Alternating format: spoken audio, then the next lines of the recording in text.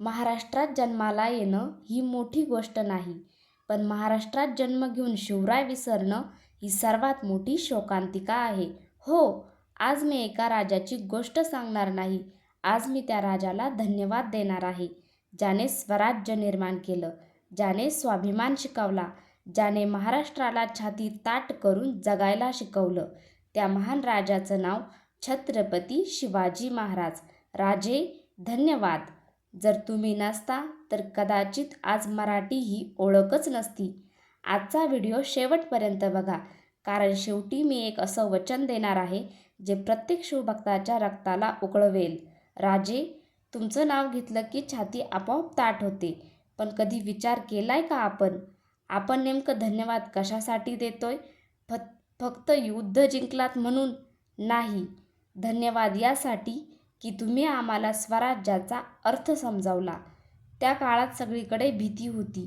लोकांना अन्याय सहन करणं सवयीचं झालं होतं. पण एका तरुणाने ठरवलं, हे असं चालणार नाही. आणि तो तरुण म्हणजे आपले छत्रपती शिवाजी महाराज. धन्यवाद राजे. तलवारीची धार दिलीत, पण त्याहून मोठी संस्काराची शान दिलीत. तुमचं नाव घेताच छाती ताठ होते. महाराष्ट्र तुमच्यामुळे अभिमानाने जगतो. धन्यवाद राजे. राजे 16-17 वर्षाचे होते, पण विचार मात्र डोंगरा एवढा मोठा होता. तोरणा जिंकला आणि स्वराज्याची ठिणगी पेटली. लोक म्हणाले अशक्य आहे. राजे म्हणाले, प्रयत्न केल्याशिवाय कसं काय कळणार? यातून आपण काय शिकतो? वय लहान असलं तरी स्वप्न मोठं असलं पाहिजे. राजे फक्त पराक्रमी नव्हते, ते संयमी होते. शत्रूवर विजय मिळवला, पण अहंकार दाखवला नाही. स्त्रीचा सन्मान राखला, प्रजेवर अन्याय होऊ दिला नाही. आज आपण स्वतःला प्रश्न विचारूया. आपण राजेंच्या नावाने घोषणा करतो, पण राजेंच्या संस्काराने वागतो का? जगतो का? राजे, तुम्ही किल्ले जिंकले, पण आमच्या मनात स्वाभिमान उभा केला. तुम्ही राज्य केलं, पण आम्हाला स्वतःचं अस्तित्व दिलं. जर रायगड किल्ल्यावर तुमचा राज्याभिषेक झाला नसता तर कदाचित आज हिंदवी स्वराज्य हा शब्दच जन्माला आला नसता.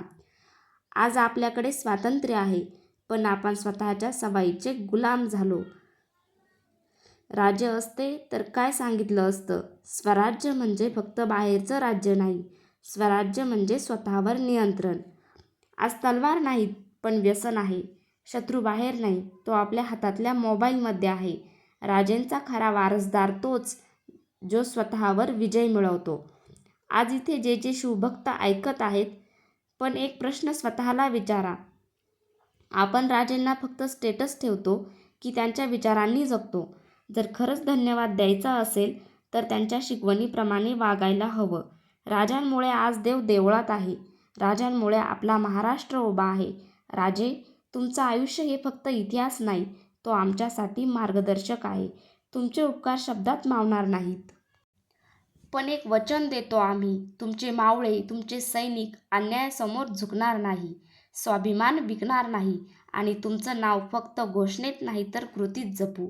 जोपर्यंत सूर्यचंद्र आहेत, तोपर्यंत शिवराय जिवंत आहेत. जय भवानी, जय शिवाजी.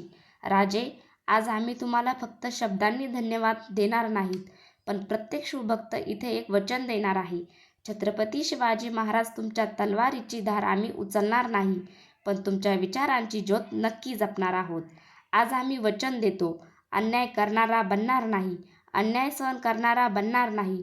आई वडिलांचा आदर करू, आई बहिणींच्या सन्मानासाठी उभं राहू, धर्माचा आदर करू, स्वाभिमान कधी विकणार नाही, व्यसनांच्या गुलामगिरीत जाणार नाही आणि महाराष्ट्राची मान खाली जाऊ देणार नाही. आजपासून शिवराय फक्त स्टेटसवर नाही तर आमच्या स्वभावात दिसले पाहिजेत. जर खरंच तुम्ही शिवभक्त असाल तर स्वतःला शब्द द्या, मी स्वराज्याचा वारस आहे आणि माझ्या आयुष्यात स्वाभिमान जिवंत ठेवेन. धन्यवाद राजे, तुमचं ऋण अमाप आहे.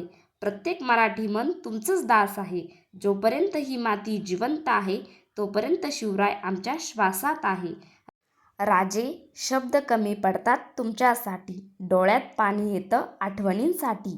तुमचं नाव घेतो तेव्हा मन नतमस्तक होतं. धन्यवाद म्हणताना हृदय भारावून जातं. बोला छत्रपती शिवाजी महाराज की जय. स्वराज्य रक्षक धर्मवीर छत्रपती संभाजी महाराज की जय.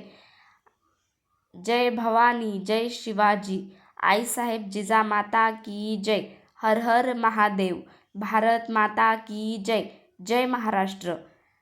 तर मित्र आणि मैत्रिणींनो, तुम्हाला जर आमचे व्हिडिओ आवडत असतील तर व्हिडिओला लाईक करा, शेअर करा व सबस्क्राईब करा व शेजारील बेल आयकॉन देखील प्रेस करा, जेणेकरून आमच्या चॅनलचे नवनवीन व्हिडिओ जेव्हा आम्ही टाकू तेव्हा तुम्हाला त्याचे नोटिफिकेशन मिळेल. धन्यवाद.